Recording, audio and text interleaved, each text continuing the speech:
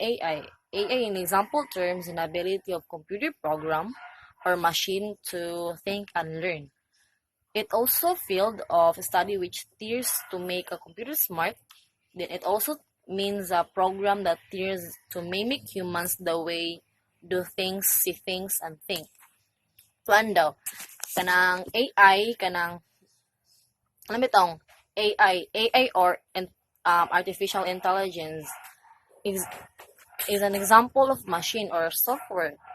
Ang example, I'm like a robot.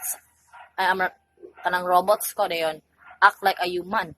Dayon robots have intelligence like a human, but they can detect a hurts feelings or short.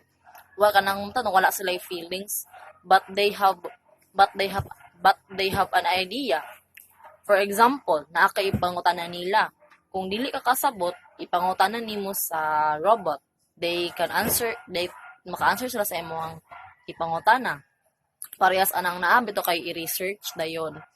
Kanang naka i-research dayon. Sila naka i-research din sila na yung maka-answer ana.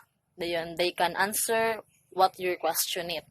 Dayon the AI or robots is more intelligent than humans. So, what is moral and human values? So, human values are the principles, beliefs, and ideals that guide our behavior and decision making. These values are shaped by cultural, societal, and personal factors, and they can vary greatly from person to person. So, ang mga moral or human values ay mga prinsipyo o paniniwala na nagbibigay gabay sa kilos at desisyon ng isang tao. Kasama dito ang integridad, katarungan, paggalang sa iba, pagmamahal sa pamilya at iba pang halaga na nagpapahayag ng kabutihan at moral at tama. Ang mga ito ay naglalarawan ng tamang pag-uugali at pagsusuri ng tao sa kanyang sarili at sa kanyang kapwa. Intelligent machine system are improving our lives by optimizing logistics, detecting fraud, creating art, doing research, and giving translations. So, di man kita makadinay nga karon nga panahon is dako igagatabang ang mga artificial intelligence. Like sa pagdetect sa fraud, like na mga IT professionals nga naga-study or naga-trace sa mga scammer. And then creating art. So naatay mga applications karon nga pwede ta makahimo og mga arts like for example Pinterest, unsa pa na Canva o guban pa. Doing research especially karon kung sa una ubang mga estudyante sa una sama silang ginaingon nga moadto pagid sila og library nga sila pagid mismo ang kanang mag-book club sa libro para makita sila ng pangita. Pero karon na naman tay Google, mga Google Scholar na pwede na to through pag-type lang ato in just in a minute lang or kuan makita dayon ang atong gipangita in just one click lang nato magawas na siya dayon. As these systems getting improved in capability, our world gets more efficient and better. So yeah, tungod kay sa mga artificials karon mas napadali na gid ang ato ang trabaho. But have you ever thought about the ethical issues caused by AI? So there are 5 major ethical issues that need to be addressed as soon as possible and how we can keep ourselves safe from them. So the first is the awakening of AI. So it is alarming situation for humans that their daily jobs are at risk. This because of the fact that using AI for doing such tasks can potentially reduce the cost for businesses. So this is the reason why business owners prefer machine learning more from humans.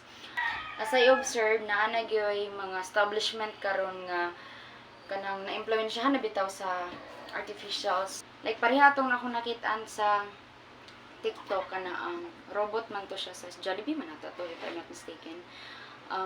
Mo na to siya robot na may ga-deliver dito sa food dito sa katong mga customer. So sa ako lang disadvantage gito siya, murag issue gito siya karon kay tungod atong artificial is na lessen na ang kanaang employment sa tawo, murag na instead of mga tawo na imulihok atong trabaho para makasapi nailisa na hinuon og kanaang robots.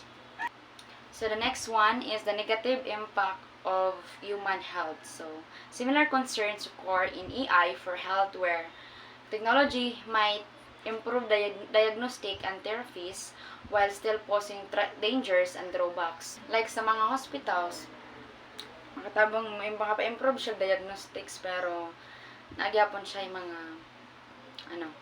nagyapon siya yung mga disadvantage. Third is the lack of privacy. With the introduction of critical technology like cell phones, surveillance cameras, and of course, the internet gathering personal data has gotten easier. In the principle, it is now feasible to trace every step person takes. So, naman sa AI, nawada nag-privacy ang tao. Like, for example, sa social media, ma-trace kid bitaw sa AI, sa mga AI algorithm, like parehas ang dimension ni ma'am last time na bisan pag i-delete na nimo nga data once na na-travel na siya pwede na nila ma-retrieve kung gustuhon nila. So fourth is the inequalities. So based on my research, there are biases or inequalities in terms of AI. For example is the face detector. So based on my research, mas dali ma-detect or mas dali ma-detect ang white people kaysa sa mga black. The last one is the loss of decision making. AI is already been used in many industries to make decisions. These things somehow decrease the human ability to make insightful and futuristic decisions. So one of the best example ani ang issue is ang ChatGPT. I know some of us or most of us familiar na gyud ang ChatGPT kay for example na ay classwork nga gipost si ma'am sa classroom. So kay lagi magdali moadto na dayon diretso ni ChatGPT. Dili na mabalag hunang-huna sa unsa i-answer. Copy na lang ang text, ang question, then i-paste, then automatic in a second maka-answer na dayon si ChatGPT. So na-lost na ang decision making. Nawad-an na og nawad-an nagpulos ang ato ang kaugalingon nga hunahuna nag-rely na lang ta didto ba. So to sum up it all, we humans are responsible to take care of it and use the positive side of the inventions to create a better world.